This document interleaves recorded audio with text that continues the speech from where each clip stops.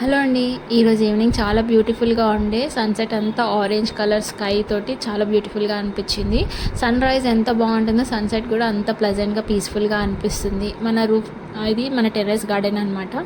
ఇక్కడ నుంచి వ్యూ అనమాట. అది చాలా బాగుంది కదా. ఒక కాఫీ మగ్ తోటి అలా కొంచెం ఒక 15 to half an hour time spend చేస్తే చాలా రిలాక్స్గా అనిపిస్తుంది. ఇంట్లో కొంచెం ప్లేస్ ఉన్నా ప్లేస్ లేకపోయినా బాల్కనీలో అయినా కానీ ఇలా చెట్లు పెంచండి, వాటిని కొంచెం కేర్ తీసుకుంటుండండి. కొంచెం తెలియని స్ట్రెస్ రిలీఫ్ అనేది మనకి వచ్చేస్తుంది అనమాట. అదొక యాక్టివిటీ లాగా అయిపోతుంది. ట్రై చేసి చూడండి. అండ్ ఎంతమంది పెంచుతారో ట్రై చేసి చెప్పండి.